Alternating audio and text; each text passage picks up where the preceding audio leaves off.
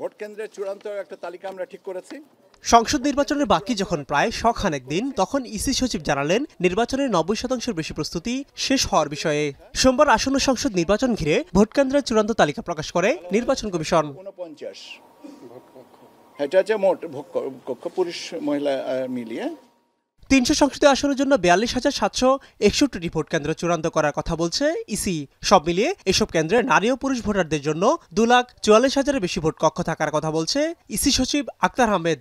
42,761 এটা হচ্ছে কেন্দ্রের সংখ্যা, আর কক্ষের সংখ্যা হচ্ছে পুরুষদের জন্য 1,15,137 আর মহিলাদের জন্য 1,29,602।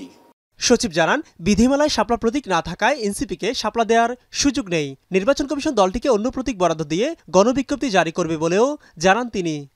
নির্বাচন কমিশন যেটা বলেছে যে তারা স্ববিবেচনায় নিজের একটা প্রতীক বরাদ্দ করে দেবে, সেটাই হচ্ছে এখনকার পর্যন্ত অবস্থান।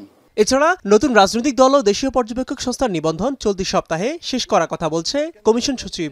পর্যবেক্ষক সংস্থার ব্যাপারেও তাই, শেষ বিচারে কয়টা দাঁড়াবে এটা এই মুহূর্তে বলা সম্ভব হচ্ছে না। এটাও আমরা চেষ্টা করছি এই সপ্তাহের ভিতরে কমপ্লিট করে দেওয়ার জন্য। দ্বাদশ জাতীয় সংসদ নির্বাচনে ভোট কেন্দ্র ছিল 42,150টি আর ভোট কক্ষ ছিল 2,60,000-এর বেশি। সেই হিসাবে এবার কয়েকশো ভোট কেন্দ্র বাড়লেও ভোট কক্ষ কমেছে প্রায় 16,000। মিয়া আমিরুল, এখন, ঢাকা।